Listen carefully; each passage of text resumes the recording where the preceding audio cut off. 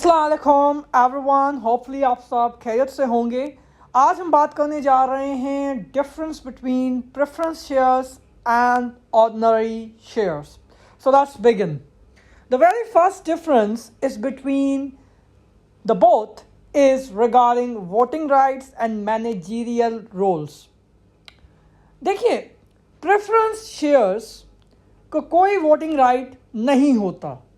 Ordinary shares are the real shareholders of a company.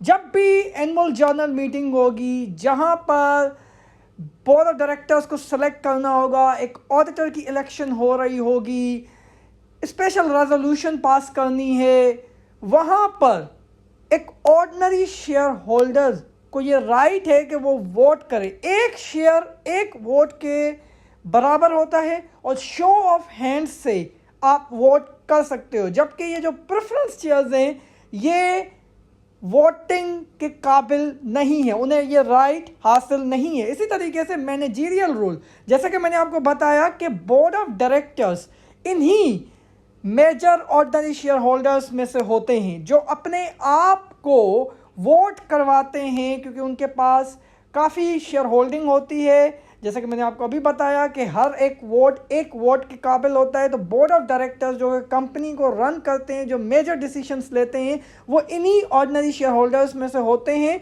और उनका ही managerial role होता है। तो प्रेफरेंस शेयर होल्डर्स का कोई मैनेजरियल रोल नहीं होता। The second difference is between the two is about dividend entitlement. देखिए, ordinary share holders and preference share holders दोनों को डिविडेंड मिलता है, लेकिन ऑर्डिनरी शेयर होल्डर्स को डिविडेंड तभी मिलेगा जब बोर्ड ऑफ डायरेक्टर्स मीटिंग में डिविडेंड को प्रपोज करेंगे, तभी ऑर्डिनरी शेयर होल्डर्स को डिविडेंड मिलेगा। यानी कि अगर अच्छा खासा प्रॉफिट हुआ है और मैनेजमेंट के कोई और ऑब्जेक्टिव्स नहीं है, because profit will be used for many other objectives, शायद ग्रोथ के लिए इस्तेमाल हो सकता है, may be company do not have a cash available, may be losses हो रहे हैं, इस वक्त company is not in a position कि वो डिविडेंड दे सके, तो ऑर्डिनरी शेयर होल्डर्स को उस साल डिविडेंड नहीं मिलेगा। जबकि प्रेफरेंस शेयर होल्डर्स को एक प्रेफरेंशियल राइट है, यानी कि जब भी डिविडेंड अनाउंस होगा प्रेफरेंस शेयर होल्डर्स को पहले दिया जाएगा, बाद में ऑर्डिनरी शेयर होल्डर्स को दिया जाएगा। देखिए, एक किस्म होती है प्रेफरेंस शेयर्स की जिन्हें हम कहते हैं कम्युलेटिव प्रेफरेंस शेयर्स, यानी कि उनके जो डिविडेंड्स होते हैं वो हमेशा हमेशा देने हैं कंपनी ने, चाहे कंपनी के पास कैश हो या नहीं हो। यानी कि जिस साल में कैश नहीं है उस साल को छोड़ के अगले साल जब आप डिविडेंड अनाउंस करेंगे, आपको पहले प्रेफरेंस शेयर होल्डर्स को डिविडेंड देना है जो कि अरियर्स में है, जो कि अक्रूड है, फिर आप ऑर्डिनरी शेयर होल्डर्स को डिविडेंड देंगे। यानी कि पिछले डिविडेंड्स जो प्रेफरेंस शेयर होल्डर्स के रहे हुए हैं उन्हें भी देना है, और जो न्यू ईयर के डिविडेंड आपको देने हैं जिसके लिए वो इंटाइटल हैं, रिमेंबर उनका फिक्स्ड डिविडेंड शेयर होता है, वो भी देना है। फिर देने के बाद इनको प्रेफरेंस शेयर होल्डर्स को देने के बाद ऑर्डिनरी शेयर होल्डर्स की बारी आएगी और फिर ऑर्डिनरी शेयर होल्डर्स को डिविडेंड दिया जाएगा। यानी कि प्रेफरेंस शेयर होल्डर्स का जो डिविडेंड पे राइट है वो प्रेफरेंशियल राइट है, फिर ऑर्डिनरी शेयर होल्डर्स को डिविडेंड मिलेगा।